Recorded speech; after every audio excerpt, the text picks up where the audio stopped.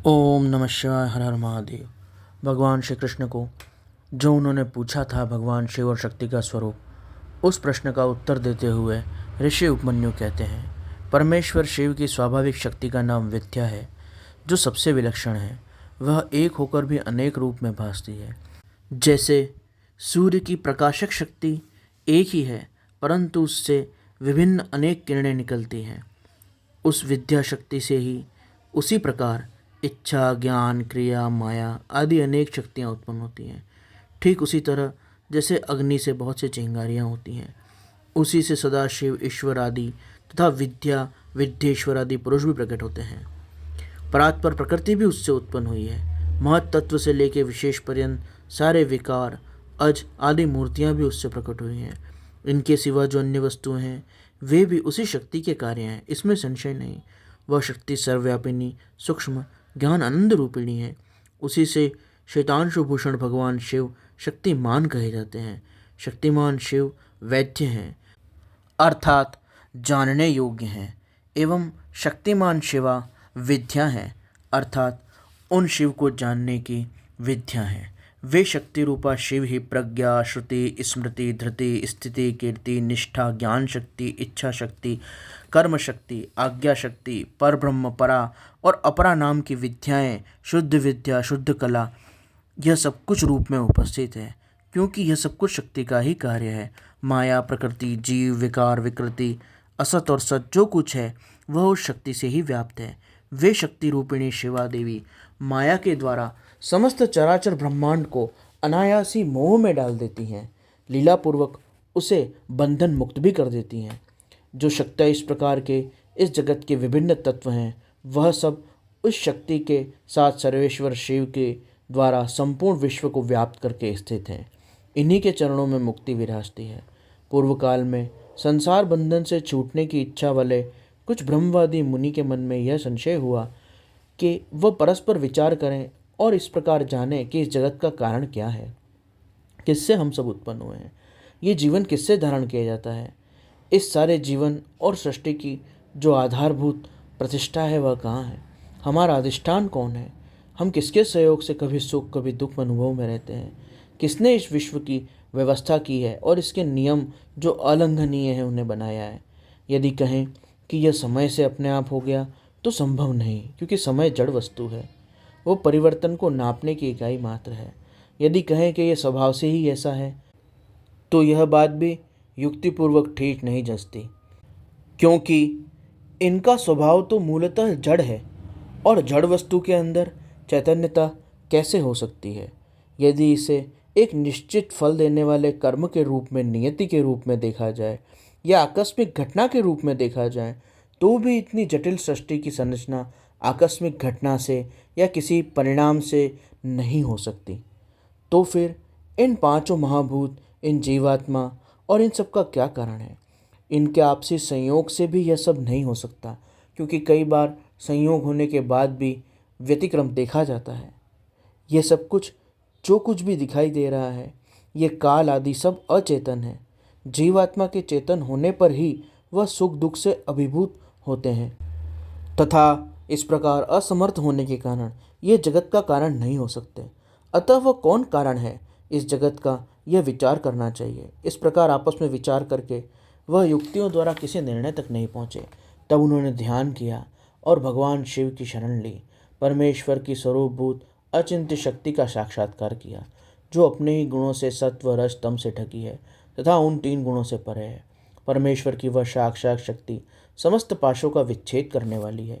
उसके द्वारा बंधन काट दिए जाने पर ही जीव अपनी दिव्य दृष्टि से उन सर्व कारण शक्तिमान भगवान शिव का दर्शन करने लगते हैं, जो काल से लेकर जीवात्मा तक समस्त कारणों के कारण संपूर्ण विश्व पर अपनी शक्ति के द्वारा शासन करते हैं। वे परमात्मा अप्रमेय हैं। उसके बाद परमेश्वर के प्रसाद योग, परम योग तथा सुदृढ़ भक्ति योग के द्वारा उन मुनियों ने दिव्य गति प्राप्त कर ली। उपमन्यु ऋषि आगे कहते हैं, हे भगवान श्री कृष्ण, जो अपने हृदय में शक्ति सहित भगवान शिव का दर्शन करते हैं उन्हीं को सनातन शांति प्राप्त होती है, दूसरों को नहीं। यह श्रुति का कथन है। शक्तिमान का कभी शक्ति से वियोग नहीं होता, अतः शक्ति और शक्तिमान दोनों तादात्म्य से परमानंद की प्राप्ति होती है। मुक्ति की प्राप्ति में निश्चय ही ज्ञान और कर्म का कोई विवक्षित नहीं है। जब शिव की और शक्ति की कृपा होती है तब मुक्ति हाथ में आ जाती है। देवता, दानव, पशु, पक्षी, कीड़े मकोड़े भी उनकी कृपा से मुक्त होते हैं। गर्भ के बच्चे, जन्मते हुए बालक, शिशु, तरुण, वृद्ध, मुमुक्षु, स्वर्गवासी, नारकी, पतित, धर्मात्मा, पंडित अथवा मूर्ख भगवान शिव की कृपा से ही मुक्त हो जाते हैं, इसमें संशय नहीं। परमेश्वर अपने स्वाभाविक करुणा से भक्तों पर कृपा करके उनकी विविध माया और अविद्या को दूर कर कर उन अयोग्यों को योग्य बनाते हैं, उन पर कृपा करते हैं, इसमें संदेह नहीं। भगवान की कृपा से ही भक्ति होती है और भक्ति से ही उनकी कृपा होती है। अवस्था भेद का विचार करके विद्वान पुरुष इसमें मोहित नहीं होते। कृपा प्रसाद पूर्वक जो यह भक्ति होती है वह भोग मोक्ष को प्राप्ति कराने वाली होती है। उससे मनुष्य एक जन्म नहीं प्राप्त कर सकता, अनेक जन्मों तक श्रोत स्मार्त कर्मों का अनुष्ठान करके सिद्ध हुए विरक्त ज्ञान संपन्न पुरुषों पर महेश्वर प्रसन्न होते हैं और कृपा करते हैं। देवेश्वर शिव के प्रसन्न होने पर पशु अर्थात जीव में बुद्धिपूर्वक थोड़ी सी भक्ति का उदय होता है। तब वह अनुभव करने लगता है कि भगवान शिव मेरे स्वामी हैं। फिर तपस्या पूर्वक वह नाना प्रकार के शैव धर्मों के पालन में संलग्न होता है। उन धर्मों के पालन में बारंबार लगे रहने से उसके हृदय में पराभक्ति का प्रादुर्भाव होता है। उस पराभक्ति से परमेश्वर का परम प्रसाद उपलब्ध होता है। प्रसाद से संपूर्ण पापों से छुटकारा मिलता है और छुटकारा मिलने पर परमानंद की प्राप्ति होती है।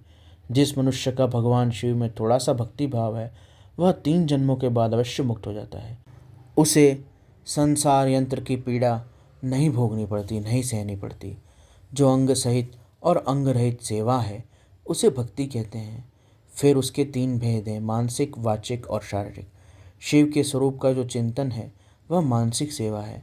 जप आदि, पूजन पाठ आदि भगवान शिव की वाचिक सेवा है और पूजन कर्म, अर्चना, वंदना, अभिषेक आदि भगवान शिव की शारीरिक सेवा है।